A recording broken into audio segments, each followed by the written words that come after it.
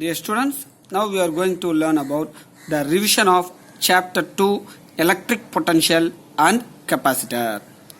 So electric potential, what is electric potential? Electric potential is defined as electric potential V. Electric potential of a point charge V is defined as the amount of work done to bring a test charge from infinity to the particular point is called electric potential. Again I will say that this is a test charge Q0. So it will be placed in at infinity. Okay. So we want to find the electric potential of this charge at this point P. So the distance between the point and P, charge and P is R. As per the definition, what is electric potential? The amount of work done to bring the unit positive charge or the test charge from infinity to this particular point. There will be a work done to bring this charge from infinity to this particular point P. That work done is equal to potential of this charge. So per unit charge, that is a test charge. This is an electric potential. The SI unit of electric potential is volt. SI unit of electric potential is volt. Always listen students, always memorize or you have to remember, recall everything, the SI unit of all the physical quantities what you are studying in plus 2. Definitely one more questions will come. Okay, the SI unit of potential is volt. SI unit of current, what is that? Yes, SI unit of current is ampere.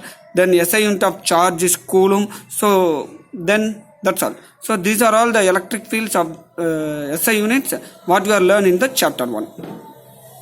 So the electric potential of a point charge at a point P with the distance R is given by, we are derived that this electric potential is equal to 1 by 4 pi x lambda naught Q by R. So I will recall you what is the electric field of the point charge. E is equal to 1 by 4 pi x lambda naught Q by R squared. So both the things, in both the cases, this R is a distance between charge and the point P. For the Coulomb's law, it is a distance between 2 point charges. So any charge, if you have any point charge, the charge has two physical quantities.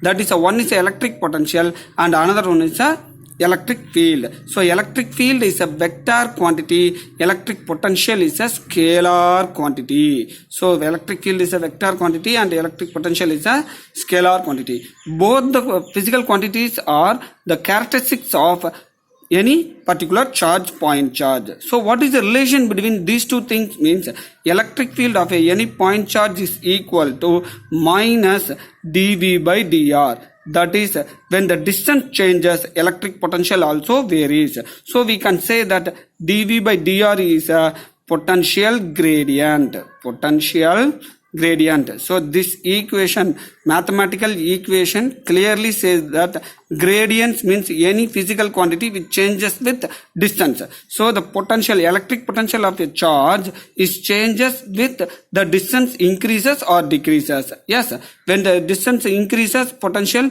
decreases. When the distance decreases, potential increases. If you move closer to the charge, the potential increases. If you move away from the charge, potential decreases. So that is, they are given clearly. So this is a relation between electric field and electric potential.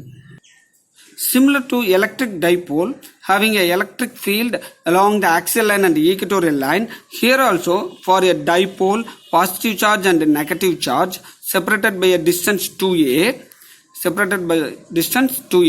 there is an electric potential will be there. For the dipole also, that electric potential is given by V is equal to 1 by 4 pi x lambda naught P cos theta by R squared. So I will recall you how this derivation is done. So this is a negative charge, this is a positive charge. Okay, the distance between them is a 2a. So we are not taking the point along the vertical or equatorial point or axial point. We are taking the point in the cross.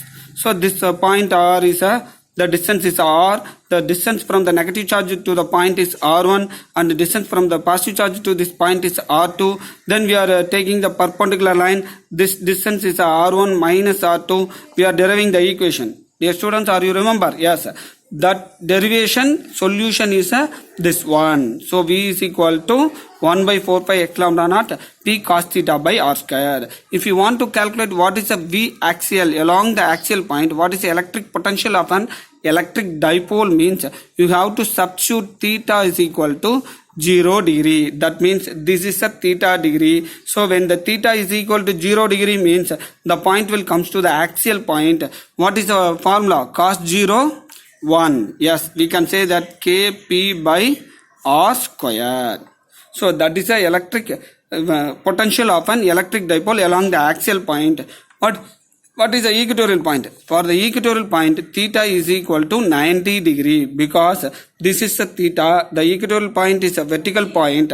So the angle will become 90 degree. So the answer, what is the cos 90 degree? Cos 90 degree is a 0. So electric potential of a equatorial point is 0. Electric potential energy of an electric dipole in an external electric field. So this is an external uniform electric field. When we place the electric dipole, so if you place the electric dipole in this direction, the angle is 90 degree, or theta 1 is equal to 90 degree. So due to the force, this is a positive charge, means F is equal to plus QE, and this is a negative charge. Here the negative electric dipole, this is a electric dipole. So if you place it in an external electric field, uniform electric field, there is a two equal and opposite forces act on an electric dipole. So then what will happen? Electric dipole will be tilted to and rotated to a particular angle. This angle is a theta 2. So the angle displaced is a d theta. So this force is a torque. Already we have derived the expression in the first unit. Torque experienced by the electric dipole along in the external electric field is P is sin theta. So this is the force here. So what is the question? What is an electric potential? What is the electric potential energy of this electric dipole when placed in an external electric field? So potential energy means work.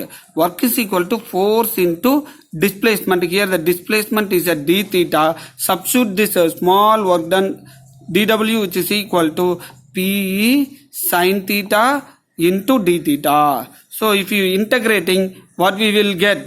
We get an answer W, total W, which is equal to minus P cos theta. So that is the potential energy stored as P dot E, P vector dot E vector.